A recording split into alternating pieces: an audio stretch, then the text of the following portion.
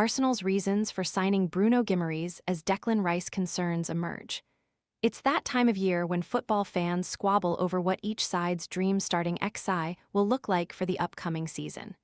Well, if they just sign him, and they're able to get money for him, etc., etc. But how often do all of the players in the hypothetical starting XIs actually play together? There's a viral photo of Liverpool's lineup for the 2019 Champions League final, which includes all of the big hitters from the Jurgen Klopp era, with the likes of Mohamed Salah, Sadio Mane, Jordan Henderson, Fabinho, and Virgil van Dijk. Fruit flies taking over your kitchen? This discreet plug-in trap uses light to attract flying insects, then captures them on a replaceable adhesive cartridge, without noisy zapping or messy sprays. Want to get the best verified deal and see full details? Visit grabdeal.us/1 right now.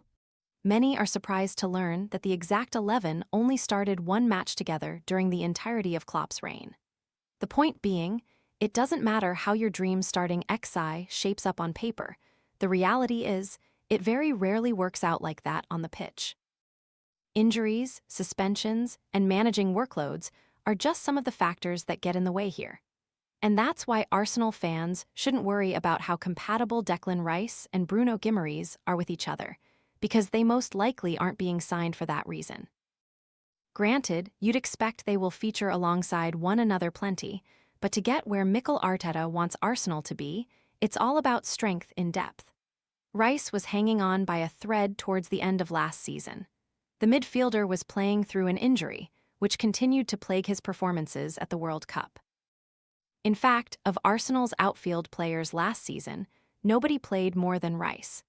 He was the only Arsenal star other than David Raya to play more than 3,000 minutes, and if something serious was to happen to him, it could spell curtains for the North Londoners' ambitions. As a challenger for both the Premier League and Champions League, as well as the domestic cup competitions, Arsenal are aiming to play around 60 games a season, if not more.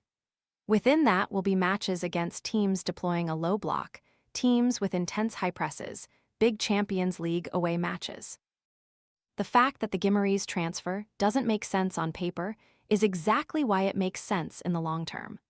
Arteta recognized one of his failures in the early years of his tenure, that he didn't have different horses for different courses.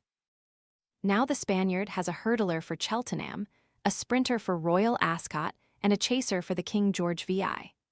Guimaraes is a thoroughbred in fine form, and his addition will not only lift the floor of Arteta's squad, but raise the ceiling as well.